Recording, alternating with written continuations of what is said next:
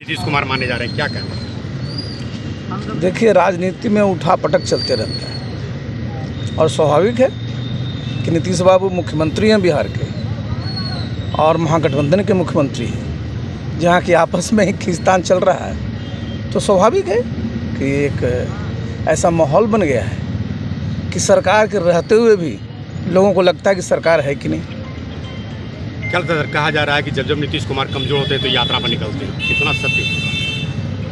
ये तो सही नहीं है, क्योंकि पहले हम लोग उनके साथ रहे हैं और बहुत यात्राएं पहले हुई हैं और कुछ बहुत ही प्रभावी यात्राएं भी हुई।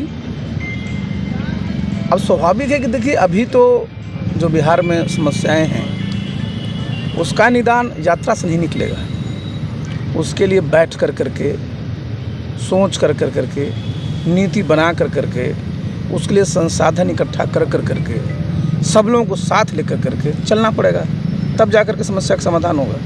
कह रहा है कि चूंकि जदयू बहुत कमजोर है, पहले तो आपको अलग किया, उसके बाद कुशवाहा पर बारी।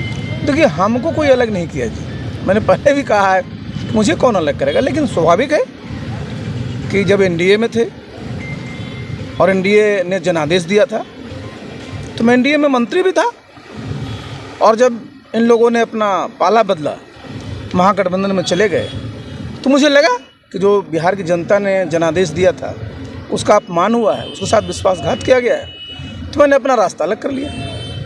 कुशवाहा जी कह रहे हैं कि हक लेके अलग होंगे। देखिए, बात है कि उपेंद्र जी जब आए होंगे, उनकी क्या बातचीत हुई हम तो नहीं जानते, हालांकि मैं उसमें राष्ट्रीय अध्यक्ष था, लेकिन मुझे जानकारी नहीं थी कि क्या क्या लोगों में बात हुई।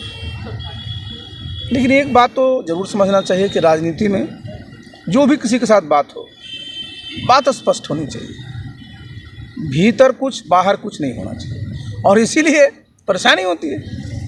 आलोक मेहता का बयान आ रहा है, अगला पिछला का 10% लग रहा था। अरे छोड़िए, देखिए, वो लोग 70 के कैसेट बजाते हैं जी। दुनिया और बिहार कहाँ चला गया है? आप बच्चों को रोज़गार चाहिए, युवाओं को रोज़गार चाहिए, निवेश आना चाहिए, पूंजी निवेश होना चाहिए, उद्योग धंधे लगने चाहिए, और लोग दिन भर जातीय गिनते रहते हैं। तो ये तो कोई अच्छी, भाई आलोक मेहता जी पढ़े लिखे हैं, उनसे मैं उम्मीद करता था कि भाई जो बिहार के मुद्दे हैं, और ख़ास करके सहकारिता मंत्री है, सहकारिता के माध्यम से बिहार का बहुत काम हो सकता है, तो उस काम में लगे ना, कहाँ ये दिन भर जात में लगे। मंत्री सुधाकर सिंह का बयान है कि आरजेडी पर उन्होंने कटाक्ष किया कि A to Z की पार्टी अब नहीं रही।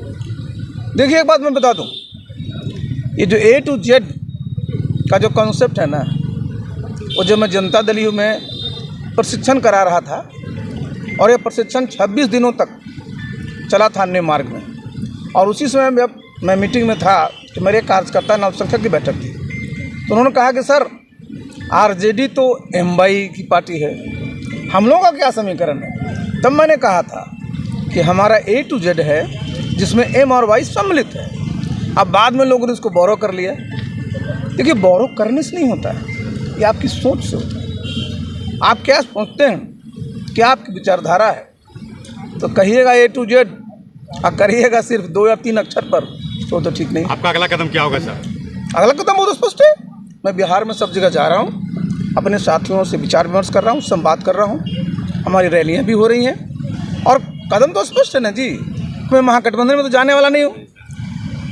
तो उसके बाद तो आप जानते बनेगी या फिर सम्मिलित होने की, वो आप देखिए, आप सब जान जाइएगा। सर ये बजट पर क्या प्रतिक्रिया? अभी बजट है, देखिए, बहुत ही शानदार बजट है। सबसे अच्छी बात क्या है कि देखिए, प्रधानमंत्री जी का जो संकल्प है कि भारत को आत्मनिर्भर बनाना है, आप किसी भी क्षेत्र को देख लीजिए, मैं बार बार कहता हूँ कि वही भारत है जिस पर अंग्रेज़ों ने 200 वर्षों जहाँ तक शासन किया, और हमारी आज आर्थिक व्यवस्था कैसी है कि हम दुनिया के 5वें सबसे बड़ी अर्थव्यवस्था है, 5th इकोनॉमिक पावर हम हैं।